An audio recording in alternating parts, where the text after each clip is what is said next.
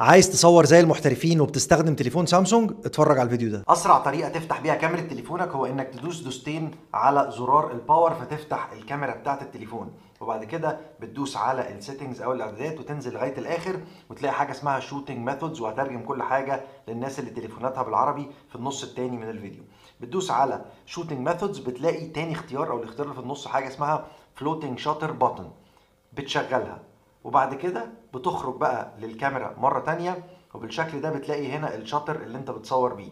فممكن يبقى مناسب ليك ان انت تصور من المكان ده، واوقات بتبقى عايز مثلا لو الموبايل كبير شوية وانت ماسك الموبايل بايد واحدة تبقى عايز تصور بالطريقة دي، وتقدر تحط زرار التصوير في اي مكان على الشاشة وتصور بيه بطريقة اسهل. ولو رجعت لنفس المكان ودوست على شوتنج ميثودز هتلاقي هنا تحت خالص حاجة اسمها شو بالم، لو موجودة دي في تليفونك هتتبسط جدا في التصوير، وتتأكد بس انها متفعلة بالطريقة دي، وبعد كده تخرج بره على الكاميرا وتشغل السيلفي بتاعة الكاميرا وتعمل كده وتحط ايدك بالشكل ده. اول ما تعمل كده الكاميرا هتعد 3 وتاخد الصورة، ومرة تانية تعمل ايدك كده.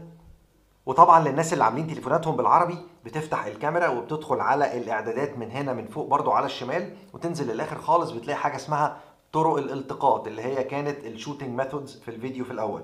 بتدوس على طرق الالتقاط وبتلاقي اخر اختيارين، زر الالتقاط العائم ده الفلوتنج اللي هو بتحرك الشاتر من مكان معين لاي مكان اللي شرحناه من شويه، واظهار راحه اليد دي الجزئيه الثانيه اللي هو تحط وش ايدك على الكاميرا السيلفي وهي بتعد من 3 ل1 وبعد كده تصور الصوره. ويا ريت تقول لي كمان ايه اللي موجود على تليفونك منهم وايه اللي مش موجود. بس بقى يا سيدي، وانا تامر، وفي الاخر بقى ما تنساش تعمل سيف الفيديو، شير مع اصحابك، فولو عشان تشوف الحاجات الجديده.